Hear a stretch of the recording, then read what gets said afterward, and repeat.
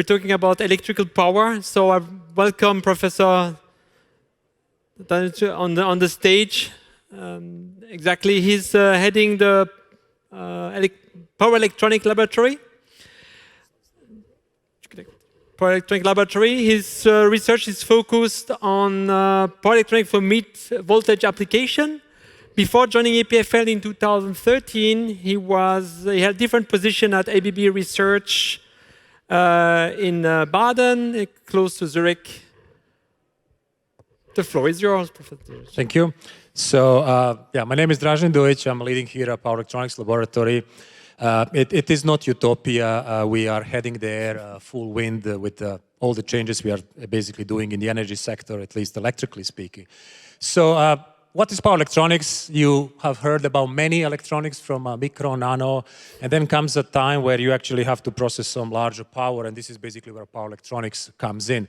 We are mainly interested into large scale in a lab, basically megawatts, around renewable applications, wind, solar, electrical vehicles, on-board, off-board, industry processes, more and more data centers. You need lots of power to train all of those AI tools. For all of you at the bottom somewhere downstairs, there is an open mobile phone. Francesco mentioned shoes, and you all came here with the pair of shoes, but you brought your mobile phone. You have at least 10 to 15 power electronics converters. You have more power electronics converters at home than your whole family probably together has shoes. We are pretty much everywhere, and being there, what we do, it's relatively simple to explain. We do electrical energy conversion. Our world is a purely electric, from electrical of some format into electrical energy of the other one, low to high, AC to DC, whatever you want to imagine. And we do that thanks to, of course, semiconductor devices, which we integrate through some kind of a conversion topology. Then we design, optimize all of that. We put it together. It becomes kind of power electronics converter. And then that converter ends up in your application, electric car, wind, photovoltaic inverter, your mobile phone, whatever you want to imagine. And this has to be working there 20 years at least. That's the expectations, 24/7. That's the level of reliability that we need to achieve in power electronics.